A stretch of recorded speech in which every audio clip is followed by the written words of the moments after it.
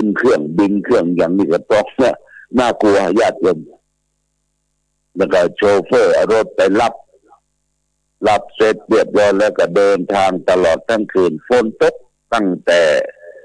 สนามบินแม่ฟ้าหลวงเชียงรายก็มาโดยตลอดมาตามเส้นทางแม่จันแม่อายแล้วก็มาถึงที่วัดพระบาทอุดมนี่พาเข้าไปเที่ยงคืนพอดีญาติโยมเที่ยงคืนเมื่อคืนแล้วนะฝนก็ตกมาโดยตลอดนะตลอดทางก็มาจนถึงกลางคืนก็ฝนยังตกสิอยู่ในขณะปัจจุบันฝนตกฝนซึ่งตามกรมอุตุนิยมวิทยาบอกว่ามันจะซึ้งญาติโยมนะจะซึ้งตั้งแต่วันที่7ที่8ที่9เนี่ยนะมันจะซึ้งเมื่อฝนฟ้าฝนซึ้งก็ต้องระมัดระวังต้องกระเตือนประกาศว่าคนที่อยู่ใกล้ป่าใกล้ตลิ่งระวังน้ำท่วมน้ำหลากน้ำมันตกบงดอยนี่นะบางทีมันไปกัดไปขังไว้ไม้ล้มไม้หยังไม้เต้าไปหนทางเดินของน้ำห้วยน้ำห้องถ้ามันโบมันพลังมาเนี่ยมันก็จะความเสียหายเรียกว่าเป็นน้ำท่วมน้ำหลากอย่างที่อำเภอฝางเฮาที่โป่งน้ำร้อนได้ประสบภัยตังแม่งอนเพิ่งก็ได้ประสบภัยหลายปีละทำให้บ้านไม้บ้านก็ดีที่อยู่ที่อาศัยตลอดถึงคนก็เสียชีวิตนี่ต้องระมัดระวังเรื่องหมอกค่ำเมื่อคืนนะญาติโยมแบบถ้ามันอึดมานี่ก็ต้องระวังและการสัญจรญาติโยมไปเหนือไปใต้อย่าไปเฝ้าไปฟังไปเฝ้าไปฟังแต่ว่าปีมาในน้ำเก่งนองถนนช่วงออกจากเชียงรายมาเนี่ยรถมันแซงขวาแซงทุ่มน้ำดิใส่รถทุ่มถ้าเป็นรถกระบะรถเนี่ยก็เปียกกันหมดอันนี้ก็คือเรื่องของภัยธรรมชาติที่เกิดขึ้นกับโลกของเราที่เรามีน้ำฝนน้ำฟ้าตกลงมาถือว่าเป็นโชคดีนะญาติโยมมนุษย์โลกเราแผ่นดินเราขาดน้ำบ่ได้น้ำเป็นปัจจัยสำคัญทางฝนหลวงฝนพระราชทานเนี่ยก็ยังเฝ้าระวังอยู่ที่ไหนบ่มีฝนตกบ่มีน้ำอย่างเจนไหลมาสู่ยังอ่างยังเขื่อนเนี่ยต้องทำฝนเทียมอยู่ญาติโยมนะทำฝนเทียมก็เพื่อให้พี่น้องประชาชนได้มีน้ำกินน้ำใจดำเนินชีวิตน้ำคือเป็นสิ่งที่ปัจจัยสำคัญช่างหรือศาลาเนี่ยญาติโยมเพิ่นเอาน้ำมาใส่เป็นอันเนี้ยเป็นหลอดน้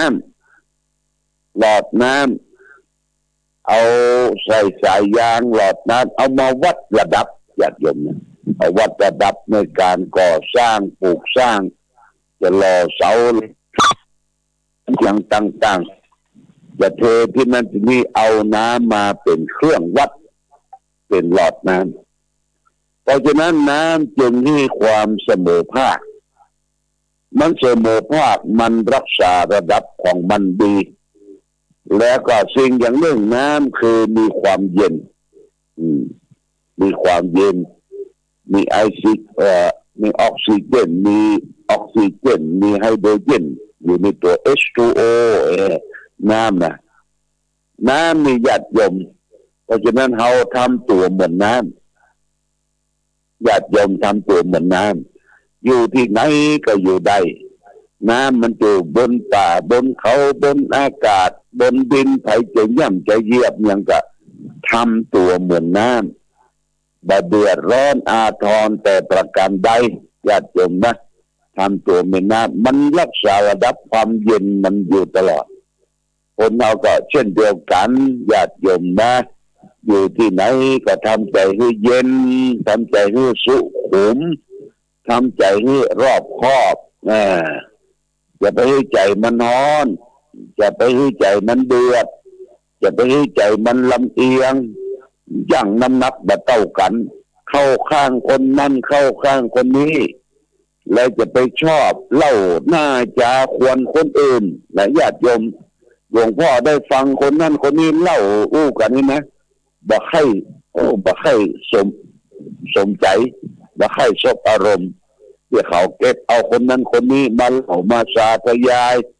มาฟ้องหูฟังเนี่ยคนขี้เล่าขี้ยายนี่จะไปมาอู้เนาะบัก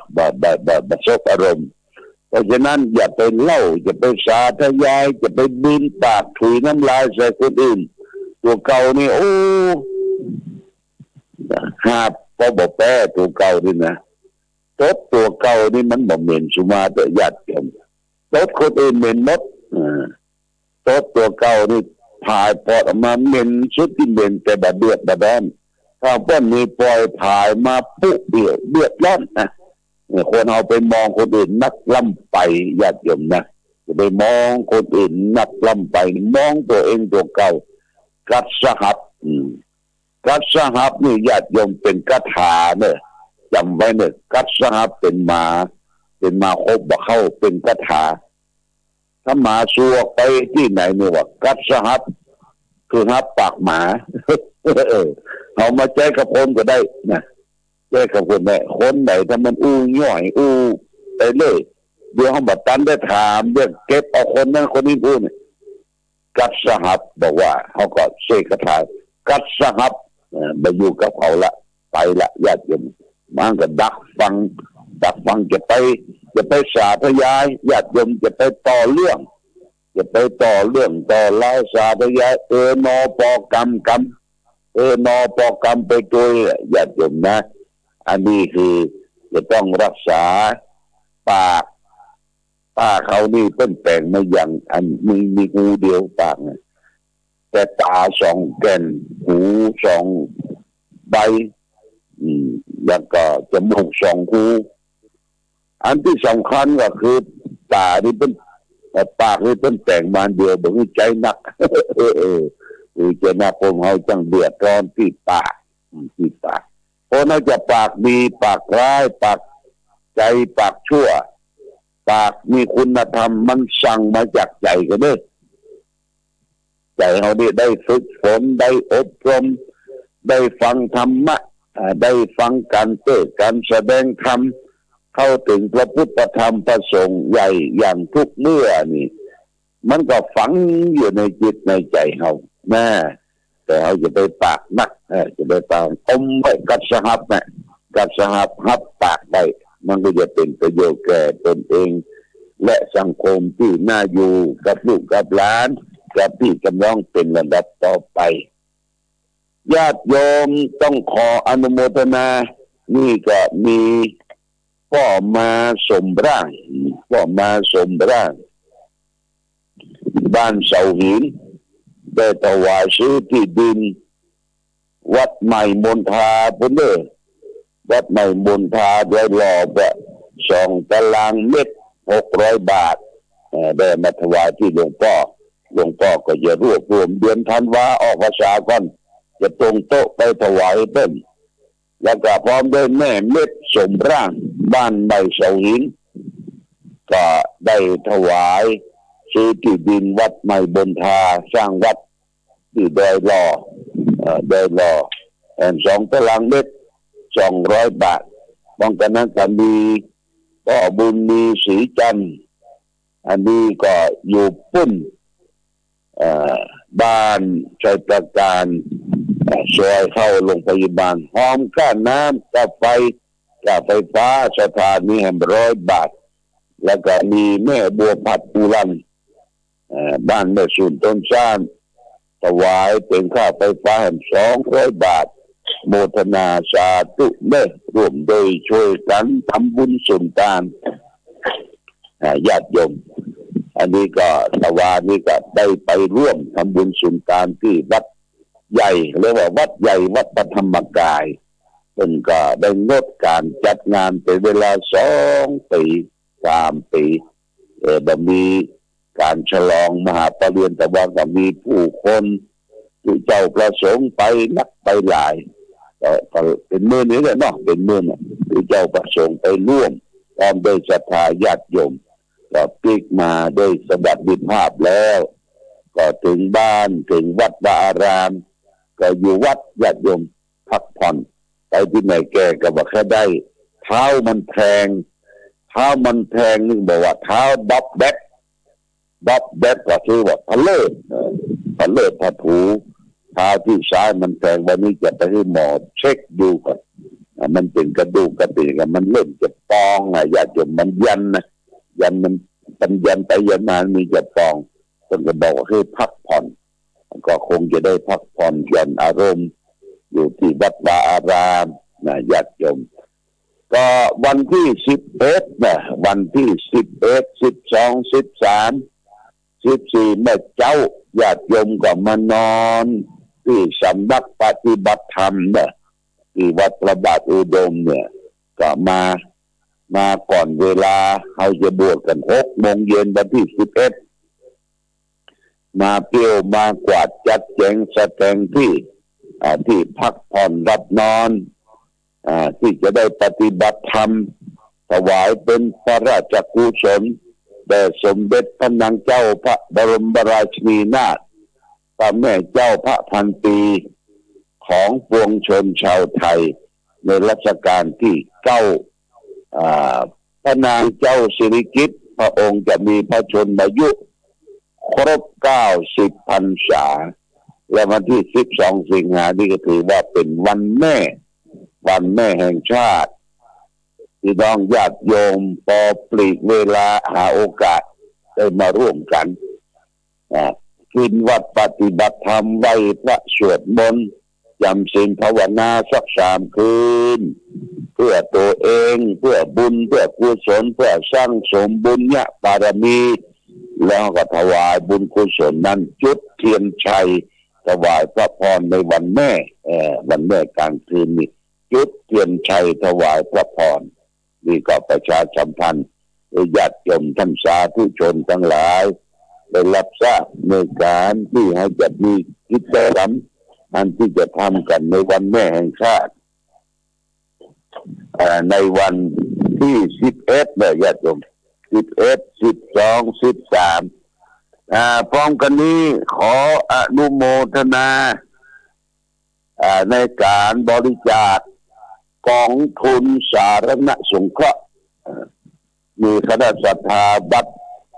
บ้านหนองพนังวัดชัยมงคลโดยการนำของพระอธิการสิทธิทานสิมังคโลและคณะญาติธรรมออนไลน์ได้ทำบุญเป็นจำนวนเงินกองทุนอาพาธสงฆ์โรงพยาบาลเธอฝางเนี่ยนะ 3,000 บาทได้รับเตอร์เนอร์ได้จะมอบเข้ากองทุนท่านพระอธิการสิทธิทานสิมังคโลหรือทุกพี่บูมพร้อมโดยศรัทธาออนไลน์ได้บริจาคกองทุนจำนวน 3,000 บาทญาติโยมท่านสาธุชนทั้งหลายกองทุนอาพาธสงฆ์เนี่ยได้เริ่มตั้งกองทุนแล้วหลวงพ่อก็ได้เริ่มประเดิม20,000 บาทเข้ากองทุนแล้วก็หลายตนหลายองค์ก็เห็นชอบว่ากองทุนเนี่ยจะรักษาพระภิกษุสามเณรผู้ป่วยผู้อาพาธในโรงพยาบาลสงฆ์โรงพยาบาลอำเภอฝางเนี่ยนะบางทีค่ายุกค่ายาค่าห้องพิเศษจะต้องใจแล้วก็พระสงฆ์องค์นึงที่มามีบัตรก็มีสิทธิ์ที่จะได้ใจกองทุนใครจะบริจาคให้หอมก็เชิญชวนญาติโยม10 บาท20 บาท100 บาทได้จะร่วมกันเป็นวัดวาอารามแต่ในนี้เพิ่งก็บอกกันไปทั่วไปเพื่อจะได้ร่วมสร้างกองทุนอาพาธสงฆ์โรงพยาบาลฝางจึงประชาสัมพันธ์ให้ญาติโยมท่านสาธุชนทั้งหลายรับทราบเอาละวันนี้ญาติโยมได้มามาจา พักพาประสัยว่าแต่ว่าก็ไม่ได้ฟังเสียงสดวันนี้ก็มาอู้จ๋าออกรายการให้ศรัทธาญาติโยมขออนุโมทนากับผู้ฟังที่ติดตามรายการที่ได้ร่วมกันประพฤติปฏิบัติธรรมทุกเช้าทุกค่ำโดยการเปิดธรรมะเรียกว่าสวดบนแผล6 โมงเย็น6 โมงเช้าของสถานีวิทยุชุมชนคณะสงฆ์อำเภอฝางเราและท่านทั้งหลายก็ได้เข้าถึงธรรมะได้ปฏิบัติธรรมขอความผาสุกความเจริญความมีธรรมจงบังเกิดมีแก่ศรัทธาสาธุชนญาติโยมทุกท่านรายการธรรมะประทีปส่องต่างต้องขอลาก่อนขอผู้ฟังจงตั้งมั่นจิตหันษาด้วยธรรมะขององค์พระพุทธาได้นำพาให้เกิดความสุขสงบเย็นขอเจริญพร